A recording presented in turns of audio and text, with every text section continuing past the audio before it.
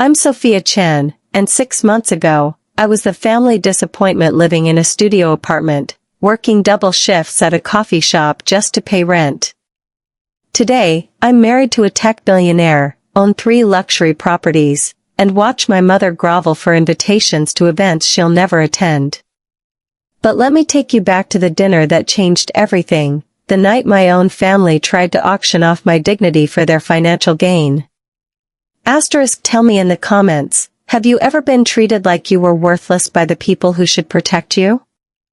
And hit that subscribe button, because you're about to witness the most expensive revenge in family history. The Chen family restaurant buzzed with the usual Friday night crowd, but tonight felt different. My mother, Linda Chen, had insisted on a special family meeting at our usual corner table, the one with the worn red vinyl seats and the view of the kitchen where I'd spent my teenage years washing dishes. I should have known something was wrong when my older brother Marcus showed up in a designer suit, and my sister Jessica wore pearls I'd never seen before. "Sophia, darling, you look tired," my mother said as I slid into the booth, her voice carrying that false sweetness that meant trouble. At 55, Linda Chen still commanded attention with her perfectly styled black hair and sharp business attire, but her eyes held a coldness that had always made me feel small. "I worked a double shift yesterday," I replied, unconsciously smoothing down my Target dress, the nicest thing I owned. "What's this about, Mom?" Marcus exchanged a look with Jessica that made my stomach drop. My brother, 3 years older and blessed with my father's business acumen, cleared his throat. "Sophia, we need to talk about your situation." "My situation?" "You're 28 years old," Jessica chimed in, her manicured fingers drumming against the table. "Still single, still working minimum wage jobs, still living in that tiny apartment. Mom and Dad are worried about you." I looked around the table at my family, the people who were supposed to love and support me, and saw nothing but judgment in their eyes. "I'm working on building my graphic design portfolio." "It takes time we don't have," my mother interrupted, her voice sharp. "Sophia, Mr. Harrison Wong has made us an offer." The name hit me like ice water. Harrison Wong was 65 years old, owned a chain of laundromats, and had been widowed twice under mysterious circumstances. He'd been making uncomfortable comments about me since I was 16. What happened next would haunt me for months. But it also planted the seed of the revenge that would destroy them all. Mr. Wong is looking for a companion, my mother continued, not meeting my eyes. "Someone young, pretty, who can help him with his social obligations. He's offered to pay off our restaurant's debt, all $200,000 of it, in exchange for an arrangement with you." The world stopped. The sounds of the restaurant faded to a dull roar as I processed what my mother had just said. "You're trying to sell me." "Don't be dramatic," Marcus snapped. "It's a business arrangement. You'd be well taken care of." Wong's previous wives lived very comfortable lives. "His previous wives are dead," I whispered, horror creeping up my throat. "That's unfortunate, but not relevant," Jessica said coolly. "Sophia, think about it. You could help save the family business, and you'd never have to worry about money again." I stared at my sister, the woman who'd borrowed $5,000 from me last year to pay for her wedding dress, money I'd scraped together from tips and overtime. "Are you listening to yourselves? You're talking about prostituting me to a man who could be my grandfather." My mother's face hardened. "Sophia Chen, you watch your mouth. We're offering you a chance at a real life, something better than this poverty you've chosen for yourself." "I haven't chosen poverty," I shot back, my voice rising. "I've chosen to build something real instead of taking shortcuts." Linda laughed, a cold, bitter sound that cut through me like glass. "Build something real? Look around you, honey. You're 28, you have no career, no prospects, no man who wants you. You're damaged goods, and we all know it. Asterisk, the words hit me like physical blows. But they also lit a fire in me that would burn for months. Asterisk, nobody wants you, she continued, her voice growing crueler with each word. At least with Wong, you'd have a purpose. Otherwise, what are you going to do? Die alone in that pathetic apartment, surrounded by your little art projects that nobody cares about? Tears burned behind my eyes, but I refused to let them fall. Not here. Not in front of them. I stood up slowly, my legs shaking with rage and humiliation. I'd rather die alone than be sold like livestock, I said quietly. Then maybe you will, Jessica added with a smirk. But don't come crying to us when you're 40 and desperate. I walked out of that restaurant and into the cool evening air, my mother's laughter following me like poison. I climbed onto the bus that would take me back to my studio apartment, back to my life of struggle and uncertainty. But as the city lights blurred past the window, I made a promise to myself, I would make them regret every word they'd said. Asterisk, what I didn't know was that fate was already working in my favor. Because the next morning, everything changed. Asterisk, I was working my opening shift at Caffeine Dreams, the upscale coffee shop in downtown San Francisco, when he walked in. Tall, impeccably dressed in a charcoal gray suit that probably cost more than I made in 3 months, with dark hair just starting to silver at the temples. He ordered a simple black coffee and sat at the corner table, working on his laptop. That's Alexander Blackwood, whispered my coworker Maya, sliding up beside me as I wiped down the espresso machine. He's like, stupid rich. Tech billionaire. His company just went public for like $500 million. I glanced over at him again, noting the way he seemed completely absorbed in his work, oblivious to the way every other customer in the cafe was sneaking looks at him. He seems normal. Normal?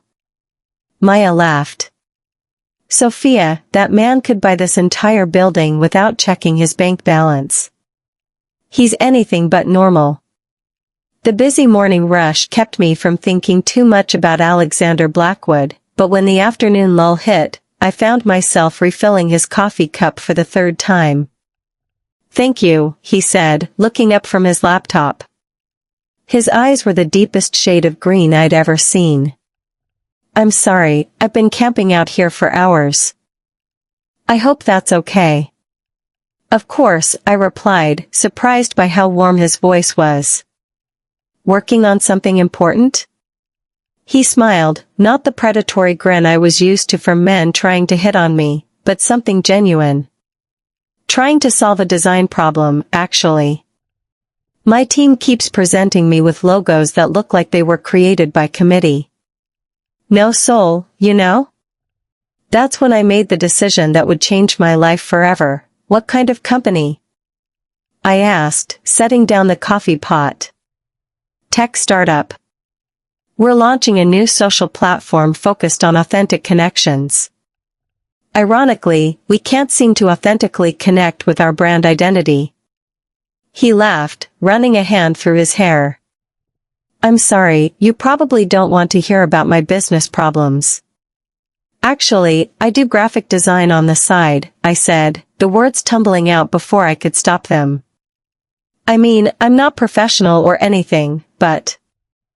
Would you mind if I took a look? Something shifted in his expression. You're an artist? Trying to be. I felt heat rise in my cheeks. I know you probably have expensive agencies working on this, show me, he said simply, turning his laptop toward me. For the next hour, as the cafe emptied around us, I found myself sketching logo concepts on napkins, explaining my thought process while Alexander listened with an intensity that made my heart race. When Maya finally cleared her throat to remind me that my shift was ending, I had covered the small table with designs. These are incredible, Alexander said, holding up a napkin with the interconnected circle design I'd created. This one especially. It captures exactly what I was trying to articulate to my team. Really? I couldn't hide my excitement. It's just a rough sketch, Sophia, he said, reading my name tag. Would you be interested in consulting on this project? Officially. With proper compensation, of course. Asterisk that consultation led to a contract. The contract led to dinners. The dinners led to something I never expected, love asterisk over the next 3 months. I found myself spending more and more time in Alexander's world. His company, Blackwood Technologies, was preparing for a major product launch, and my designs were at the center of their campaign. But more than that, Alexander himself was unlike any man I'd ever met. You see things differently, he told me one evening as we walked along the waterfront, the lights of the Bay Bridge twinkling in the distance. Your designs don't just look beautiful, they tell stories. They make people feel something. That's what I've always wanted to do, I admitted. Create things that matter. You do, he said, stopping to face me. You matter. Those words, so simple, so different from my family's constant criticism, broke something open inside me. When Alexander kissed me under the stars that night, I felt like I was finally home. Asterisk, but I hadn't told him about my family. About the dinner, about their attempt to sell me. I was terrified that if he knew how little my own blood relatives valued me, he might start to question my worth too. 6 months later, Alexander and I were inseparable. My designs had helped launch his platform to massive success, earning the company $50 million in its first quarter. More importantly, I had fallen completely, utterly in love with this man who saw my potential when my own family saw only failure. That's when he proposed. Sophia, he said, dropping to one knee in his penthouse apartment overlooking the city, you've changed my life in ways I never thought possible. Will you marry me? The ring was stunning, a vintage Art Deco design with a center diamond that caught the light like fire. But it wasn't the ring that made me cry. It was the look in his eyes, the certainty, the love. Yes, I whispered, and he slipped the ring onto my finger with shaking hands. Asterisk, what I didn't know was that Alexander Blackwood came from old Silicon Valley money. His father had been one of the original investors in Apple and Google. The family fortune was estimated at over $500 million, and our marriage would make me not just wealthy, but one of the most powerful women in tech. Asterisk, there's something I need to tell you, Alexander said the next morning as we lay in bed, engagement ring catching the sunrise. My family, we have certain traditions. Legal protections. Like a prenup? I asked, trying to keep my voice casual. More than that. It's called a marriage contract. It ensures that both parties are protected, but it also means that you'll have immediate access to certain assets and accounts. As my wife, you'll have a personal trust fund of $10 million, plus shares in the company worth about $50 million currently. I sat up, pulling the sheet around me. Alexander, that's an insane amount of money. It's not about the money for me, he said, reaching up to cup my face. But I want you to be secure. I want you to never have to depend on anyone else for your happiness. His words were like medicine for wounds I hadn't even realized were still bleeding. My family, they're not like yours, I admitted quietly. They're not wealthy or important. They're just ordinary people who own a struggling restaurant. I don't care about your family's money, Alexander said firmly. I care about you. I love you, Sophia. Just you. For the first time in my life, I felt truly valued. Not for what I could provide or sacrifice, but for who I was. That's when I decided it was time to show my family exactly what they had tried to throw away 2 weeks before the wedding. I called my mother. Sophia? Linda's voice was sharp with surprise. It's been months. Where have you been? Planning my wedding, I said simply. The silence on the other end stretched for several seconds. Your what? My wedding. I'm getting married next Saturday. I'd like to invite the family. Married? To whom? That barista you work with? I smiled, remembering how they'd dismissed every dream, every goal I'd ever shared. His name is Alexander Blackwood. Maybe you've heard of him. Another pause. Blackwood, as in Blackwood Technologies? That's right, Mom. I'm marrying a billionaire. Turns out somebody did want me after all. The sharp intake of breath on the other end of the line was music to my ears. Sophia, sweetheart, I think there might have been some misunderstanding about our last conversation. No misunderstanding, I interrupted. You tried to sell me to Harrison Wong for $200,000. You called me damaged goods. You said nobody would ever want me. We were just worried about your future. Well, don't worry anymore. My future is secure. I paused, letting that sink in. The wedding is at the Blackwood estate in Napa Valley. Black tie required. I'll send the invitation. Sophia, wait, I hung up, feeling lighter than I had in years. But the real revenge was still to come. The day of the wedding, I stood in the bridal suite at the Blackwood estate, surrounded by luxury I couldn't have imagined 6 months ago. The Valentino gown Alexander had insisted on buying cost $50,000, more than my entire yearly salary at the coffee shop. The diamond earrings were a wedding gift from his mother, a woman who had welcomed me with open arms and genuine warmth. You look like a princess, said Marianne, Alexander's sister, as she adjusted my veil. My brother is the luckiest man alive. Through the window, I could see guests arriving, tech moguls, celebrities, politicians. And there, looking completely out of place in their discount formal wear, was my family. The ceremony was perfect. But the reception? That's where I got my revenge. The reception was held in the estate's grand ballroom, with its crystal chandeliers and panoramic views of the vineyard. I moved through the crowd on Alexander's arm, accepting congratulations from some of the most powerful people in the world. Mark Cuban kissed my cheek. Tim Cook complimented my wedding planning. Oprah told me I was glowing with happiness. And in the corner, nursing cheap champagne and looking increasingly uncomfortable, sat my family. Sophia. My mother appeared at my elbow as I spoke with a group of venture capitalists. Darling, you look absolutely stunning. The same woman who had called me damaged goods 6 months ago was now beaming at me like I was her greatest pride. Thank you, Mom, I said coolly. I was just telling the Johnsons about your artistic talents, she continued, gesturing to a confused-looking couple. Sophia has always been so creative, so driven. We're so proud of her. The audacity was breathtaking. But I was just getting started. Actually, Mom, why don't you tell them about the last conversation we had? I suggested sweetly. About how you tried to arrange a marriage for me with Harrison Wong in exchange for paying off your debts. Linda's face went white.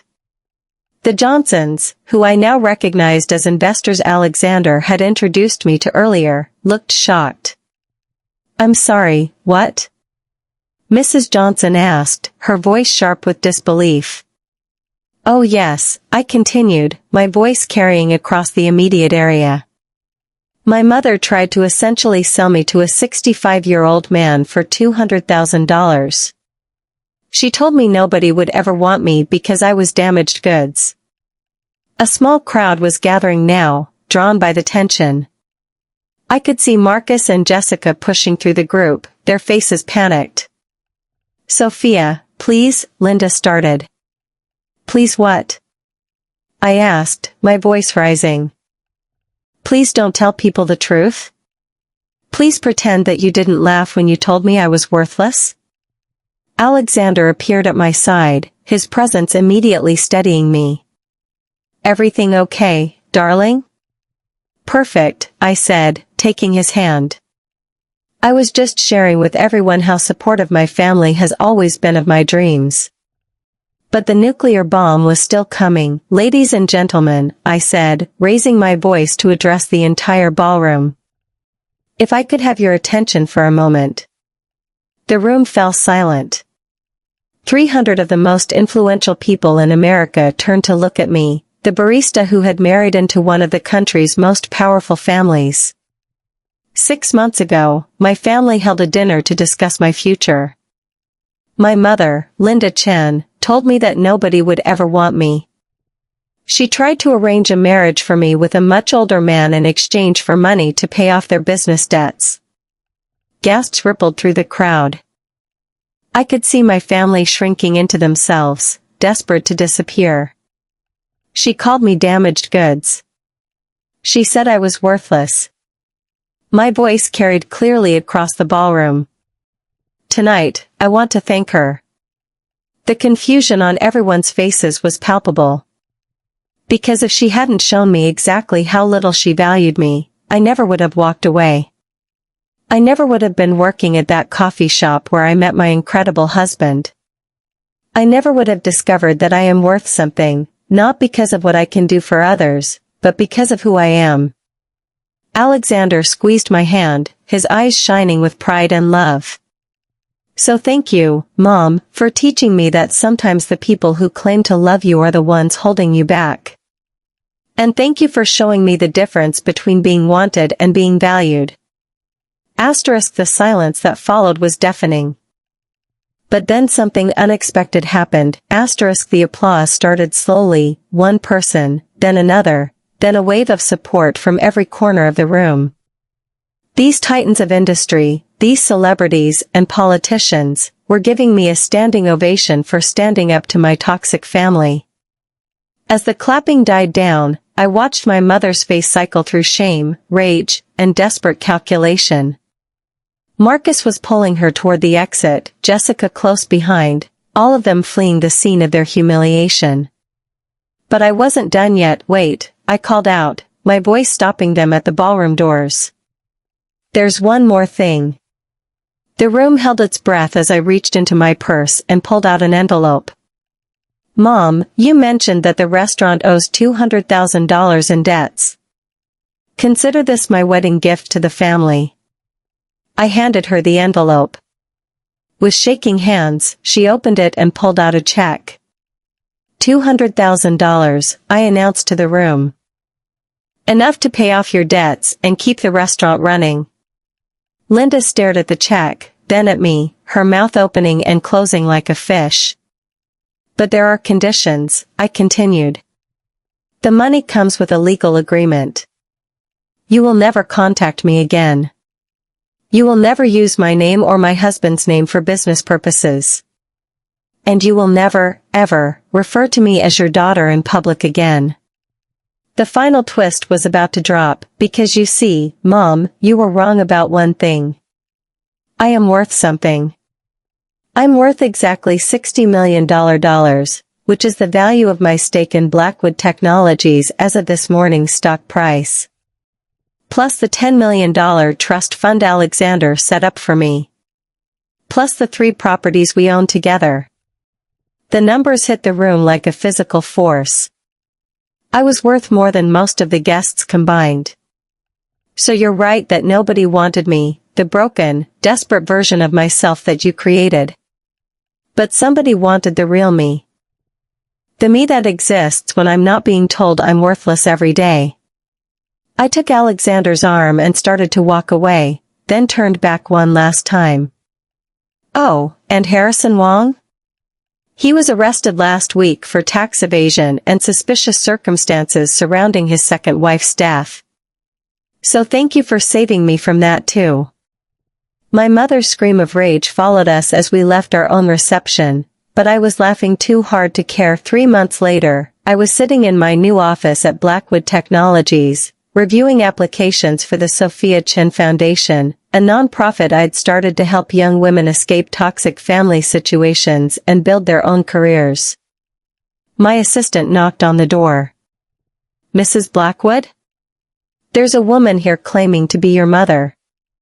She says it's an emergency." I looked up from the grant applications I was reviewing. "Send her in." Linda Chen looked like she'd aged 10 years and 3 months. Her hair was grayer, her face more lined, her clothes clearly from a discount store. "Sophia, please. We need to talk." I leaned back in my leather chair, the same chair where I'd signed contracts worth millions of dollars. "What can I do for you, Mrs. Chen?" The formal address hit her like a slap. "Don't call me that. I'm your mother. According to our legal agreement, you gave up that right." I gestured to a chair across from my desk. "But please, sit. Tell me what emergency brought you here." She perched on the edge of the chair like she was afraid it might bite her. "The restaurant is failing. Even with the money you gave us, we can't compete. Marcus lost his job. Jessica's husband left her.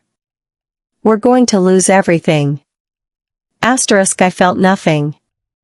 No sadness, no guilt, no desire to rescue them. "I'm sorry to hear that," I said simply. "Sophia, please. Your family. You can't just abandon us." "I'm not abandoning you," I replied calmly. "I'm simply not enabling you anymore. There's a difference. You're being cruel. I'm being honest. Something you never were with me." Linda's face crumpled. "What do you want from us? An apology? Fine. I'm sorry. We're all sorry. We made a mistake." "You're not sorry about what you did," I said quietly. "You're sorry about the consequences of what you did. There's a difference." That's when she revealed the truth I'd suspected all along. "Fine," she exploded, her mask finally slipping. "You want the truth? We were desperate. The restaurant was failing, Marcus was drowning in debt, Jessica's husband was threatening to leave if we didn't pay for her surgery. We thought Wong was a way out. And you thought I was expendable. We thought you'd be better off. At least with him you'd have been taken care of. Taken care of by a man who likely murdered his previous wives?" Linda waved her hand dismissively. "You don't know that for sure." And there it was. Even now, even after everything, she still didn't see me as worth protecting. I stood up, smoothing down my designer dress, not because I needed to look successful, but because success looked good on me. "Mrs. Chen, I'm going to give you one piece of advice, and then I'm going to ask you to leave. The problem was never that you were desperate. The problem was that when you got desperate, your first instinct was to sacrifice me. That tells me everything I need to know about what I meant to you. That's not fair. What's not fair is spending 28 years making me believe I was worthless, then expecting me to rescue you when you need something." I walked to my office door and opened it. "Security will escort you out." As she was led away, Linda Chen threw one final insult over her shoulder. "You'll regret this. Family is all you have in the end." I smiled, thinking of Alexander waiting for me at home, of our friends who celebrated our successes, of the young women whose lives I was helping change through my foundation. "You're right," I called after her. "Family is all you have. I just chose a better one." But the story doesn't end there. Because what happened next proved that sometimes the universe has its own sense of justice. Last week, I received a call from my lawyer. Harrison Wong had been found guilty on all charges, including the murder of his second wife. During his trial, it came out that he had specifically requested Linda Chen arrange his marriage to me because he'd been watching me for years. "Your mother essentially tried to feed you to a serial killer," my lawyer said grimly. if you'd gone through with that arrangement. I hung up the phone and sat in my penthouse apartment, looking out over the San Francisco skyline. The city lights sparkled like diamonds below me, and I thought about the girl I used to be, desperate, scared, convinced she was worthless because the people who should have loved her most treated her like garbage. Asterisk, that girl was gone. In her place was a woman who knew her worth. Asterisk, today, I'm worth $150 million. My foundation has helped over 500 young women start their own businesses. My marriage to Alexander grows stronger every day, built on a foundation of mutual respect and genuine love. And my family? They're exactly where they chose to be, struggling with the consequences of their own decisions.